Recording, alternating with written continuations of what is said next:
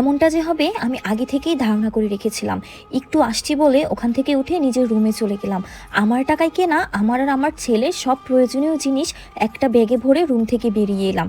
আমাকে ব্যাগ হাতে আসতে দেখে সকলে তো অবাকের চরম সীমানায়। কেউ ধারণাই করতে পারেনি যে আমি এমনটা করব। সকলে অবাক দৃষ্টিতে তাকিয়ে আছে আমার দিকে। আমি গিয়ে আমার ছেলেকে কোলে তুলে নিয়ে ফারহানকে বললাম, তোমার সংসারে থাকার জন্য আমার ছেলের প্রাণ ঝুঁকিতে থাকতে পারে, তাই চলে যাচ্ছি। আর চিন্তা করো না, ডিভোর্স পেপার খুব জলদি পেয়ে যাবে, আশা করি সাইনটাও করে দিবে। ফারহান বলল, চলে যাচ্ছ যাও, দেখো আবার যেন ফিরে আসতে না হয়। ফারহান তখন বলে উঠলো, এ বাড়িতে এত আরামায়েশে দিন কাটিয়েছো তাও ভাল লাগছে না? তখন আমার মা কড়া স্বরে বলল, আমাদের কাছে সাহায্যের জন্য একদম আশা করবে না। আমি তাচ্ছিল্যের হাসি হেসে মাকে বললাম, সাহায্য? আপনাদের কাছ থেকে? হাসালেন। আজ পর্যন্ত আমার ভালো মন্দ নিয়ে কখনো ভেবেছেন? আপনারা ছোট থেকে শুধু পার্থক্যই করে এসেছেন। কেন আমার গায়ের রং চাপা বলে? আর ফারহান, তুমি কি বললে তোমাদের বাড়িতে এসে আরামে থেকেছি? ভোর থেকে রাত পর্যন্ত গাধার মতো খেটেছি, আর এটা কি আরামে থাকা বলে? বিয়ের পরের দিন থেকে বাসার সব কাজ আমাকে একা করতে হতো, সকলের কাপড় চোপড় একা আমাকে কাচতে হতো। আমার বড় বোনের মতো আমিও তো নতুন বউ ছিলাম, তাই না? তারপরও আমাকে দিয়ে সব কাজ করিয়েছো তোমরা। অথচ দেখো, বিয়ের এতদিন পর্যন্ত আপুকে একটা কাজ করতে হয়নি। তোমরাই বলো যে আমি আমার বড় বোনকে হিংসা করি। আসলে তো হিংসার বীজ তোমরা আমার মনে গেঁথে দিয়েছো। যখন আমার আপু আরাম করে শুয়ে বসে দিন পার করতো, তখন আমাকে সারাদিন ঝির মতো খাটতে হতো। আপু যখন ভুল করে মায়ের স্বর্ণের কানের দুল ভেঙে ফেলেছিল, মা তখন আপুকে কিছুই বলেনি। অথচ আমার হাত থেকে পড়ে একটা কাচের গ্লাস ভেঙে গিয়েছিল, তখন কিন্তু মা আমাকে কম কথা শোনায়নি, সাথে আমার গায়ে হাত তুলতেও তিনি দ্বিধাবোধ করেনি। আপু যখন গর্ভবতী ছিল, তাকে বিছানা থেকে পর্যন্ত নামতে দাওনি, সাথে ভালো খাবার ফলমূল সব কিছু দিয়েছো। আর আমার বেলায় গর্ভবতী অবস্থায় আমাকে সব কাজ করতে হয়েছে।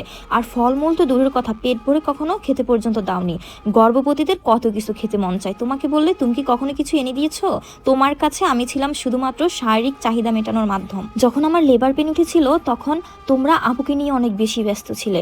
সেবারের মতো বেঁচে ফিরেছিলাম আমি আর আমার সন্তান। হসপিটালে আপুকে রাখা হয়েছিল একটি ভালো কেবিনে, আর আমি ছিলাম পাবলিক ওয়ার্ডে। বাচ্চা হওয়ার পর তোমরা সকলে আপুর বাচ্চাকে নিয়ে অনেক বেশি খুশি ছিলে। আর এদিকে একই হসপিটালে হওয়া সত্ত্বেও তোমরা কেউ আমার বাচ্চাটিকে একটিবারও দেখতে চাওনি। বাসায় আসার পর দুধের বাচ্চাটাকে নিয়েও সংসারের সকল কাজ আমিই করতাম। কাজের জন্য ছেলেটার কাছে যেতে পারতাম না। তখন আমার ছেলেটা ফ্লোরে পড়ে কান্না করতো, তবুও আপনাদের পাশার মন একটুও নরম হয়নি। কথাগুলো বলার সময় আমার চোখে পানি জমা হয়। চোখের পানিগুলো আড়াল করে ফেললাম। আমাকে ভেঙে পড়লে চলবে না, ছেলের জন্য হলেও আমাকে শক্ত হতে হবে। চোখ তুলে একবার সকলের দিকে তাকিয়ে দেখলাম, সকলের মুখে বিরক্তি। শেষবারের মতো বললাম, দয়া করবেন যাতে দ্বিতীয়বার আপনাদের দরজায় আর আসতে না হয়। এই বলে বাড়ি থেকে বেরিয়ে আসার সময় আমার স্বামী আমাকে বলল, দেখবো কতদিন আমাদের ছাড়া চলতে পারো। বাবা ছাড়া এই সমাজ তোমার ছেলেকে ভালো চোখে দেখবে না, তা নিশ্চয়ই জানো। তাছাড়া ছেলের জন্য হলেও তোমাকে এ বাড়িতে ফিরে আসতে হবে। আমি তাকে জবাব দিলাম, তোমার মতো বাবা থাকার চেয়ে না থাকাই ভালো। আমার ছেলে পিতৃ পরিচয়হীনভাবে বেঁচে থাকবে, এটাই অনেক ভালো। তুমি কখনো ওকে কোলে নিয়ে দেখেছো, আদর করেছো? বলতে পারবে না, কখনোই বলতে পারবে না। তোমার সব আল্লাহ তো সাইমকে নিয়ে, তুমি থাকো সাইমকে নিয়ে। আমি কখনো আমার ছেলেকে জানতে দিব না যে তোমার একটা কাপুরুষ বাবা ছিল। এমনকি তোমার পরিবারের ছায়াও আমি আমার ছেলের উপর কখনো পড়তে দিব না। আমার কথাগুলো শুনে যেন এক মুহূর্তের জন্য স্তব্ধ হয়ে গেল ফারহান। এরপর আমি আমার ছেলেকে নিয়ে এই বাড়ি থেকে বের হয়ে আসি। এই গল্পের দ্বিতীয় পার্ট এই পর্যন্তই। খুব তাড়াতাড়ি এই গল্পের তৃতীয় পার্ট আপলোড করা হবে, ততক্ষণ পর্যন্ত চোখ রাখুন আমার পেজেই।